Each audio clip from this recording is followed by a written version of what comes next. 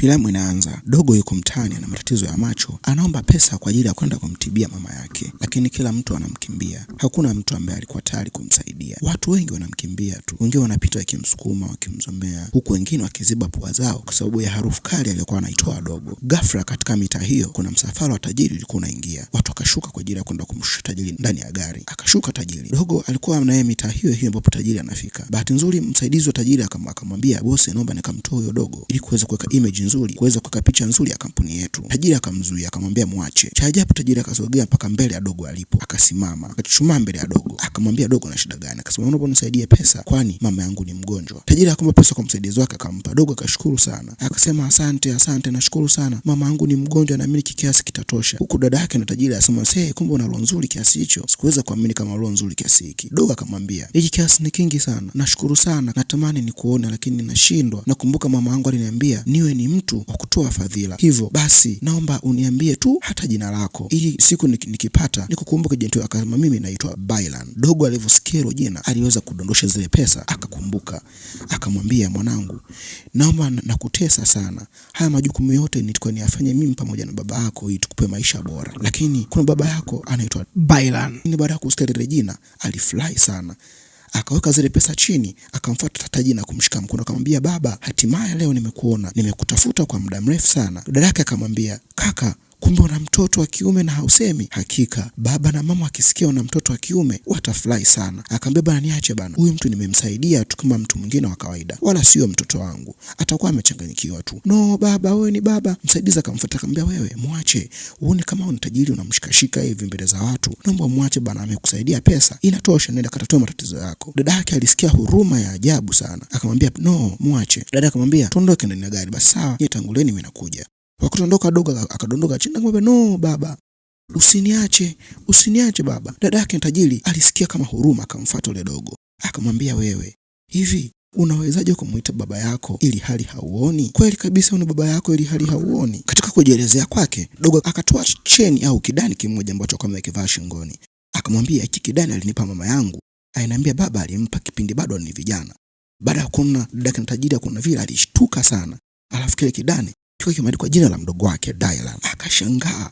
Akasema, "Hiki kidani mbona hata kaka anacho na kimeandikwa jina lake pia? Huyu mtoto atakuwa amekipata wapi?"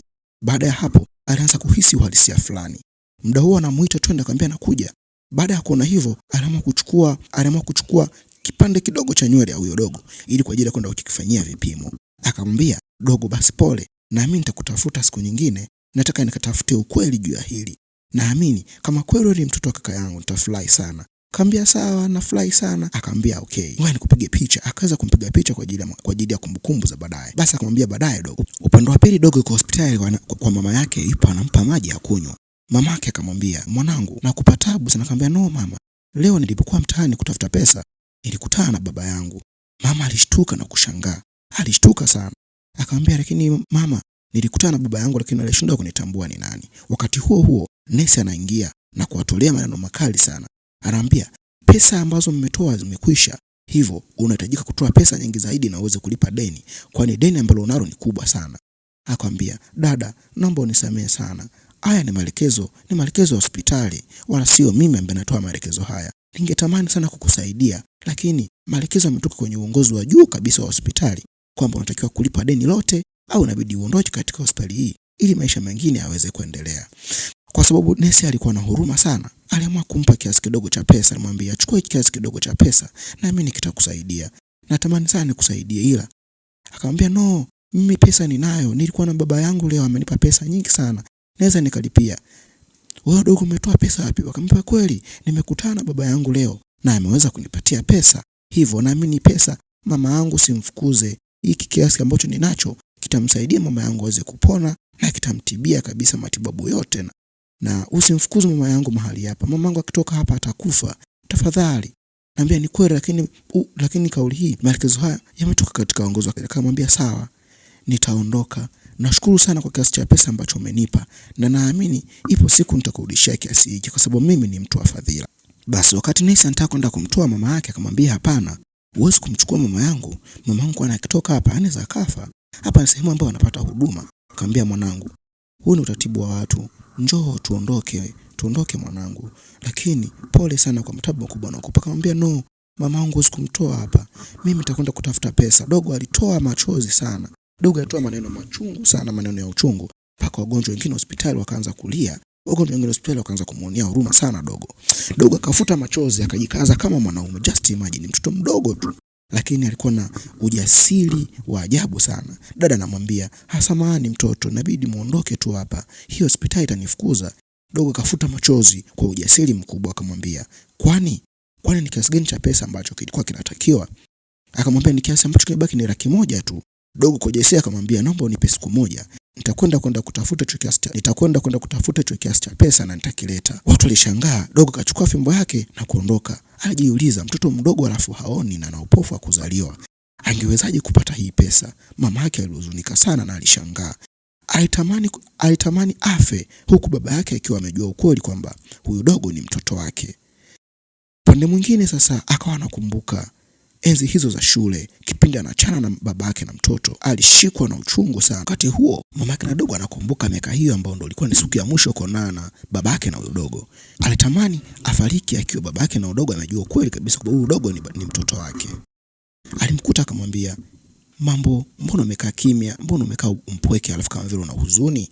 Akamwambia, "Hapana, nipo sawa." Jamaa akafurahi sana, akamwambia, "Sawa, nimekuja na tiketi za wasanii ambao wewe huwa unawapenda sana." "Hapana, usijali. No, usizikatae tiketi hizi. Unajua hizi tiketi nimetumia nguvu gani kuzipata?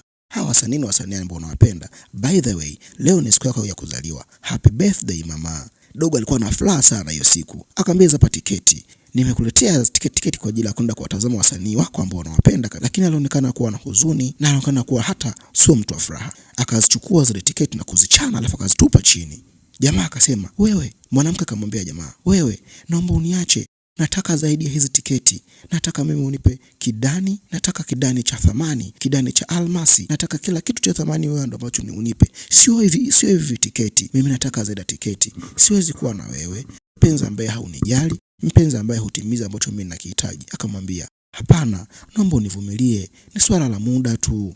Kwani nimekuletea hii zawadi kwa sababu leo ni siku yako ya kuzaliwa, nimekuletea tiketi. Naomba uniache bana.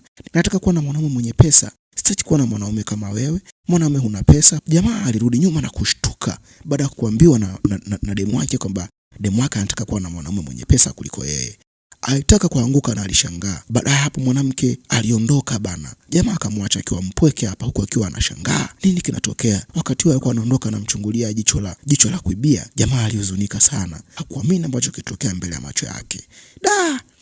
Aona huyu demu ameniacha, lakini alikuwa ameshampa kidani chake. Anamwambia, "Hiki kidani nitakitunza hadi siku zangu za uhai." Ndio hicho kidani ambacho anacho dogo. Upande wa pili tunaona katika duka moja la kuweza kuuza vitu vya thamani, yani kwa sonara ambaye anaweza kuuza vitu na kununua vitu vya thamani sana. Dogo akaenda akamwambia, "Wewe mtoto, umekuja kutafuta nini hapa bana?"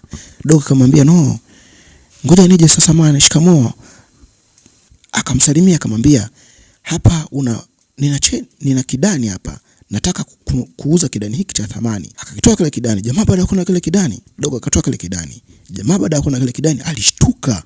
Akashangaa akasema, "Kidani kama hiki kidogo amekitoa wapi?" Akachukua vipimo kwa ajili ya kukipima, je, aone hiki kidani ni original au ni fake. Baada ya kukipima akashangaa, alishangaa sana baada ya kuona kile kidani. Twende katika sehemu ya pili tuone nini kinafuata katika movie hii. Usiache kufuatilia katika kipande hiki cha pili. Usisahau kusubscribe, kufollow na kulike.